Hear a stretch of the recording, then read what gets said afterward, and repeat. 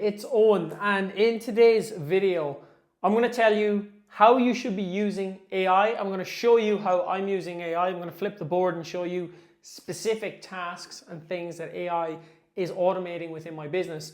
And I'm going to help you to understand the fundamental mistake I see most coaches making with AI so that you can actually implement AI into your coaching business. You can unlock the leverage that AI provides. You can take back time, you can take back focus, you can take back energy, and you can actually spend your time on the high leverage activities that generate leads and sales and profits for your business. So the first thing that you need to understand when it comes to using AI is the distinction between acting like a CEO and acting like an assistant. Now, most coaches are making a huge problem, and they are treating AI like a CEO. They've got AI sitting in the driver's seat of their business, and they are showing up every single day asking AI to make decisions for the future of their business. They go to Claude, they go to ChatGPT, they go to Grok, to Gemini, whatever large language model they use, and they voice note all of their problems and all of their difficulties and all of the things that aren't working into ChatGPT, and they ask for solutions. Or they go to ChatGPT or any other large language model and they ask it to help them to make decisions in their business. And effectively, they are using AI like a CEO. And this is the wrong way to use it. And we're going to run through the problems with using AI like a CEO shortly, and it's going to completely transform how you think about AI. Now, the right way for you to be using AI is alongside you as the CEO. So this is you here, smiley, happy face because of all the leads and sales and profits you're making in your business. And this is your little AI assistant who is at hand to help you with anything that you need. You are the CEO, your AI is the assistant. Now, one thing that we need to be clear on is what we should actually be giving an assistant or an AI to do. So imagine, take AI out of the equation. I'm going to grab my pen, but take AI out of the equation. Imagine that you have hired an assistant, okay? You've hired an admin assistant or someone to help with your Instagram DMs or someone to help you with preparing and planning content. You've hired an assistant. You are not asking this assistant to grow your business, right? You are giving this assistant a list of tasks that they should be doing, okay? So the delegation, and delegate is just to give a task to someone else. So when you delegate to an assistant, okay, you basically have a list of things that an assistant is going to do that you don't want to be doing anymore. Okay, so maybe you delegate some of your house chores. Like I delegate my cooking and my cleaning, right? I get somebody to cook, to clean, to wash my clothes, okay? To cook, to clean, to wash. Now, let's just think about this. I have an assistant. She comes around to my house a couple of times a week or my apartment. She cooks, she cleans, she washes my clothes. I don't ask her how to grow my business, okay? Because she is an assistant and she is here to take monotonous tasks that I don't like doing off my plate. Now let's put this in a business context, right? This is just a general household assistant. Let's say now you've hired an assistant. Forget about AI, just an assistant. It can be any kind of assistant, but somebody in the office. What are they actually doing? Well, they're maybe gathering data. Okay, so maybe you say, hey, can you go and check the stats on all of my Instagram posts from the last 30 days and then report back to me and tell me which ones performed the best, okay? So gathering data is one thing an assistant might do. They might create a report, okay? So this might be a spending report at the end of a month. You know, you might say, hey, can you go and collect all of my invoices and prepare me a list of all the business expenses that I had this month and put them into a report so I can see what my profits are and what my expenses are. Your assistant may also do admin. These things are kind of admin, but let's just say day-to-day admin. sending files, replying to emails, all of that kind of admin stuff, right? Email replies, anything admin related. Your assistant might also remind you of things, okay? So remind you of what needs to be done. Your assistant might manage your to-do list, okay? So they might manage your list of tasks. They might remember things that you have to do. They might send you reminders.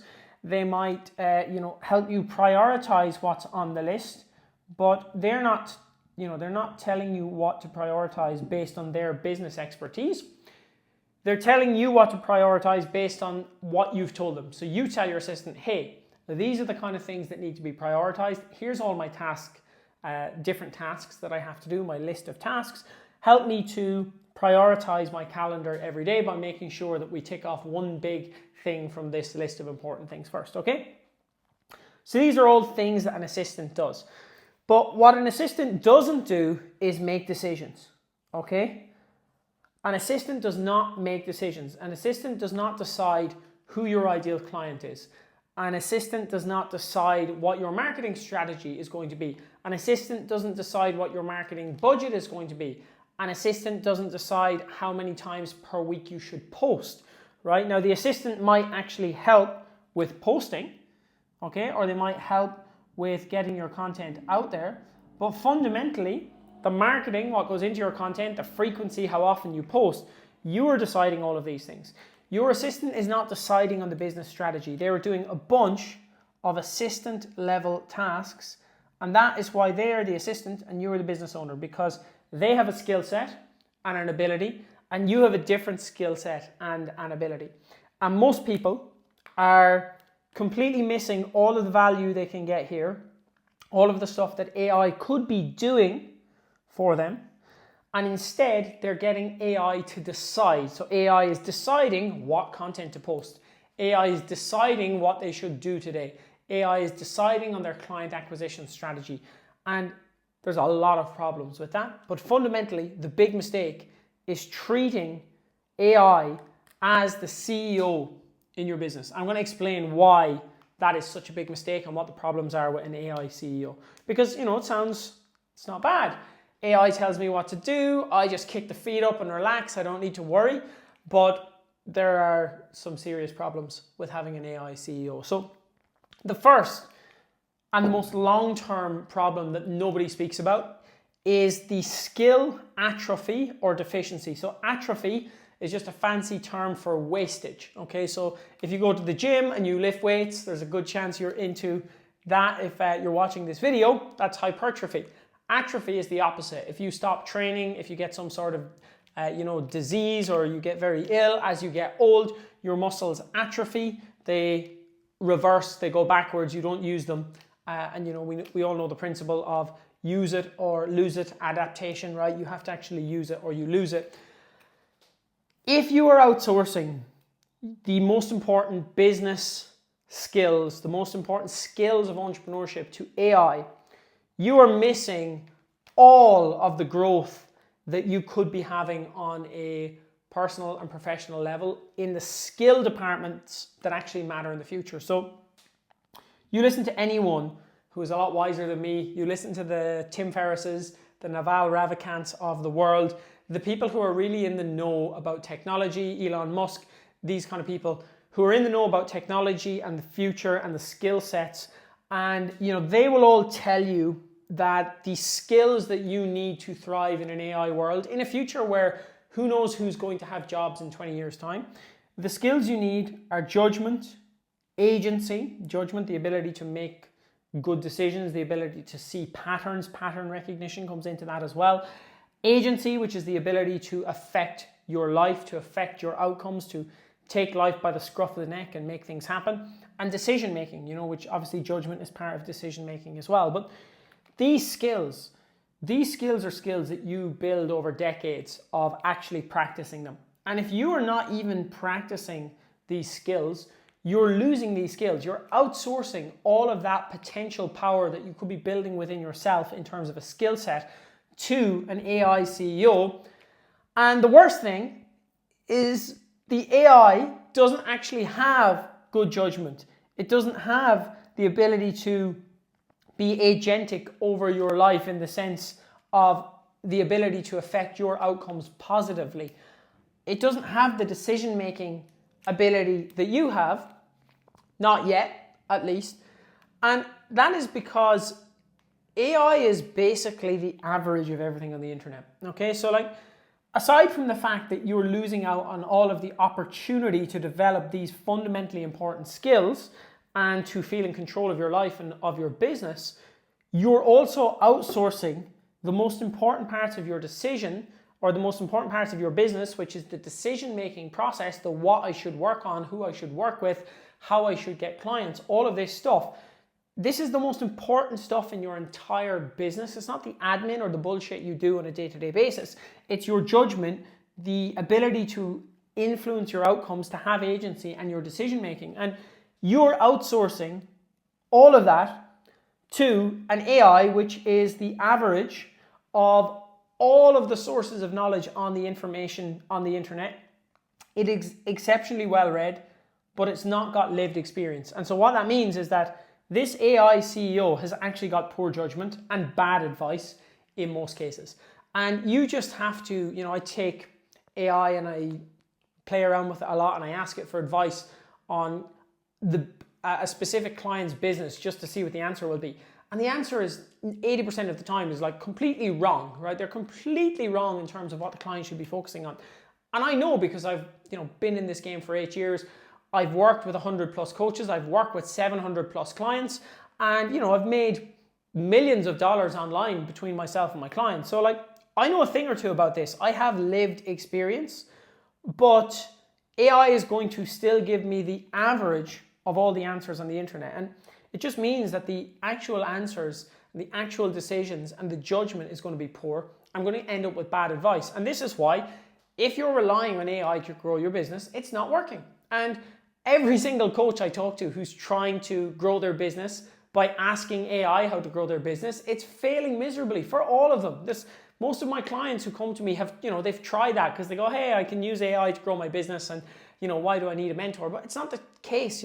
If you're a coach who's earning $3,000 a month, and you've got a certain profit margin, and you've got a certain number of clients, and you've got a certain lifetime value, and you've got access to a certain network, and you've got a certain budget for ads, or you have no budget, like, these are very specific scenarios where there's always a best move, and AI is going to give you generic business advice, and it's very hard to give you advice that's actually useful and actionable to somebody in your situation right now. And long term, you don't want poor judgment and poor advice running your business. And you also don't want to give up on developing the skills that you could develop on this journey. So that's the second reason. It's just not as good. It's just not as good as a human at actually making these decisions. And it's not as good as a human with lived experience. Now, it's probably marginally better than a human who has no idea what they're doing, but it's definitely not better than a human who has lived experience. And, if it was, I wouldn't have a job, but quite the opposite. A lot of people are looking for my help because AI is not doing the job for them. Now, the third thing is just time. And you've probably felt this as well, where using AI as a CEO and discussing your business and discussing things at length with AI typically sends you down rabbit holes. And more often than not, it ends in confusion. And what that actually means is that it's slower.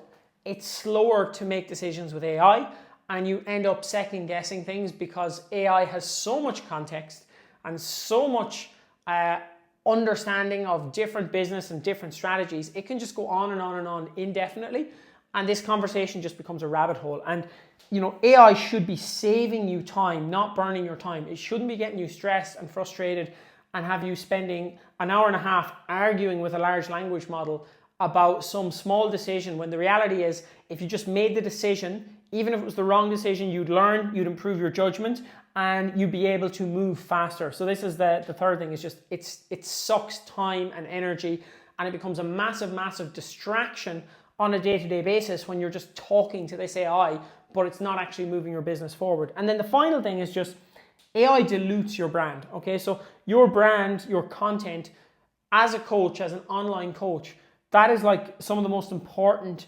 elements to you signing clients, to you having opportunities. And you are your brand. So if you're using AI to decide what your brand is and trying to map out the perfect brand and getting AI to create your content, all of this stuff, it just dilutes your brand and it makes your brand shit. So like for all of these reasons, you should not be using AI as a CEO. AI is an incredible assistant. And I'm going to show you exactly how I'm using AI as an assistant now. But AI as a CEO is honestly a disaster for your business. So let me flip this over and actually like show you what I am delegating to AI. Because I said at the start, you delegate the doing, not your decision making, and that's basically what's happening here. So here's 6 things that AI actually does for me, and does daily, weekly, monthly, depending on the thing. So first thing here is client assets. So I'll give you an example. Now I've got tons of these. This is just one example. When I take on new coaching clients, one of the first things that we do is we run a case study launch, which is basically a marketing campaign over a short period of time, typically about 10 days. And it is a case study launch where we take on a handful of clients for a case study at a reduced rate in exchange for testimonial. And my clients do this to basically get their first 3 to 5 clients in the door super fast. So even if they're an established coach, we still typically do this to launch a new higher ticket offer. Or if they're a newer coach, we do this just to get their first offer out there, or their first proper marketed offer out there and get some clients. Now, this case study has a ton of things that need to be built to run it. Okay, so there is 7 posts. So when we do the marketing, there are 7 posts. There is 7 days of stories. There is an offer doc. Okay. There is case study messages that need to be sent. There is case study sales script. So depending, I do all of this individually for each of my clients. So most mentorships will just give you generic resources. But when I work with a client, I actually develop all of these resources for them individually. So the sales script is not some generic sales script. It's actually a script built around their offer and their ideal client, and ask the questions that their ideal client needs to answer in order to get to the point of being in a buying position. The content, again, is not generic copy and paste. I will create the content based on what they need. Now, previously, I would have to do this all for my clients, and it was just, it was a ton of work for me to create all of this stuff. This is just for one launch. This is just one thing that we do. But I would build all these assets for my clients. I would build them ads if they needed. So I'd build them like ads, and the ads would be the headline, the body, the caption. The body is the caption, the CTA. Sometimes it would be landing pages. It really depends on how hard we go on this case study. But basically, there is a bunch of assets that I have to build for my clients. Now, I have basically built a Claude skill that when I bring a new client on board, Claude pulls all of the call summaries for that client. And over the first week or two, all of those call summaries get fed into my templates for all of these assets. And then Claude builds all of these assets personalized for my client. And what used to take me about 5 hours of work takes Claude 5 minutes. Now, it took me hours to set it all up, but now it's set up. Every time I onboard a new client and we get to the point of doing the case study, I can build out these client assets in about 5 minutes. And all the preparation I have to do is talk to my clients on a Zoom call for an hour and then feed all of that data from the call. I don't even have to write anything down. I just automatically feed that data into my Claude, and it creates all of the case study assets. Now, that's just one example. I have multiple different types of assets I can build for clients. I can build landing pages, I can build sales letters, I can build pretty much anything and everything my clients need. These posts, Claude is working with Canva to build them carousels. So it's building carousel posts for them. It's writing captions for their other posts. It's building out their reels. It's doing absolutely everything. Like it's, my clients come along and 90% of the work is done. They really need to just take it and copy and paste it and post it and maybe, add one or two little bits just to make it more them. But that's how I'm actually using it. So I'm giving it a task and saying, go and do this task for me. And it's built into a skill, so it's repeatable. So every time a new client comes in, they go through the same process, and that's buying me back hours and hours of time. Now, the second thing that my AI is doing for me is it's preparing weekly financial reports. It's tracking my net worth every week, and it's tracking my business every week. So every Monday morning, I will get a financial report for the week previous and the month where we're at relative to the week, relative to the month. I will get my net worth tracking updated, which is, my balance sheet with my different assets and my taxes due at the end of year and all of those things, my cash flow, if there's any invoices due to suppliers, if there's any expenses going out this week. It has my net worth, it has my liquidity, which is my cash flow. And then I have another report, which is basically my business tracking. Now, my business tracking is, the number of offers I made, the number of calls I booked, the number of calls I closed, the number of calls that showed, the no-shows, the number of new leads I generated, like all of this stuff. Now, previously, I would have had to go and track all of this stuff individually, right? So I'd have to create my own financial report, which is, the financial report for the business.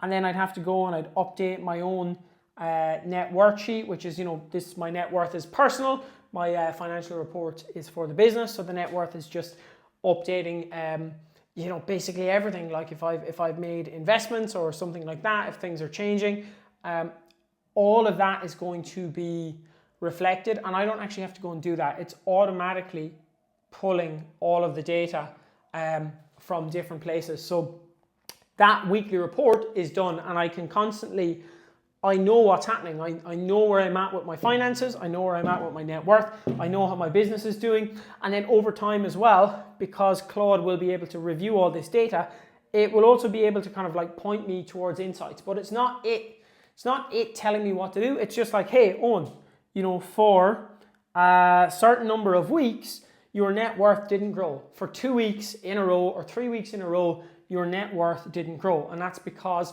you're spending more money. You're spending the same amount of money you've been taking in, or you've had high outgoings this month and your incomings remain the same. So in order to keep growing your net worth, you either need to bring down your expenses or you need to increase your investments or whatever, right? So it'll start to flag things. It'll start to flag if, hey, you haven't made as many offers over the last couple of weeks and revenue has started to slow down as a result, and then I will get a little reminder to continue to make offers. So this is just like a running total of what's going on in the business.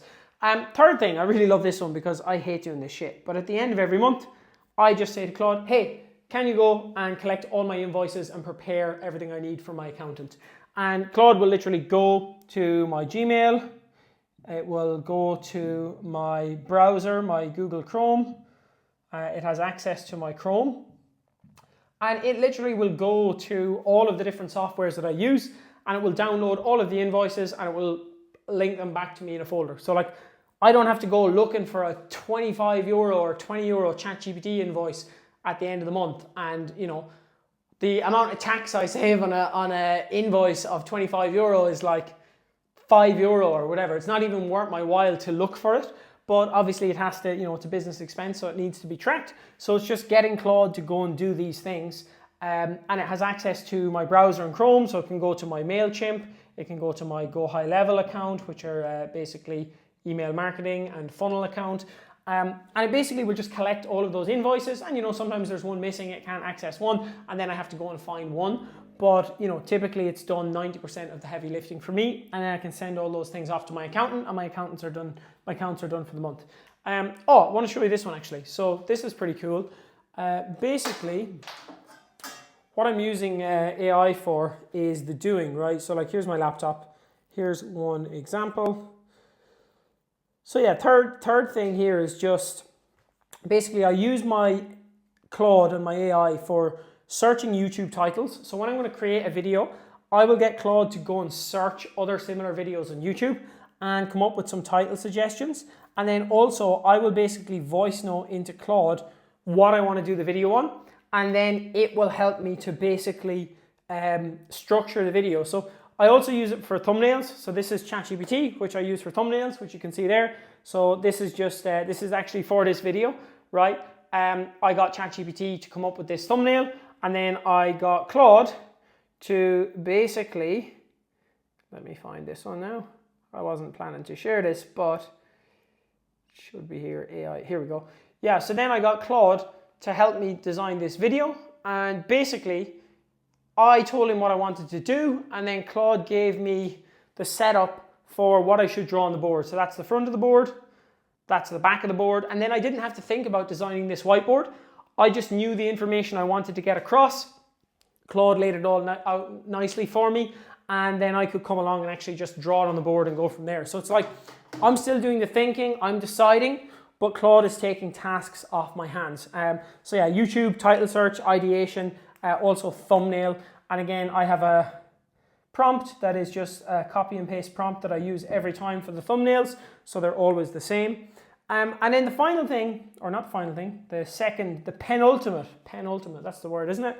The penultimate thing is client tracking and management. So, you know, when you're working with a lot of clients, and we all have this, when you work with a lot of clients, it can be hard to make sure that you remember every little detail, and you won't remember every little detail of every client. So every time I have a call with a client, my AI note taker is in the call, and it's pulling the transcripts and the summaries, and it's building like a rolling index for each client of everything that's happening. So if I have a call today with one of my clients, I spoke to Orla today, and before the call, I will just 3 minutes before the call, go to Claude and say, hey Claude, can you give me a quick update on Orla's last couple of weeks? And then Claude will pull up the summaries from the last 3 calls, and within a minute, I'm gonna have a list of tasks she had to do, any tasks I had to do, the current bottleneck, what we discussed last week, if there was anything important that I shouldn't forget.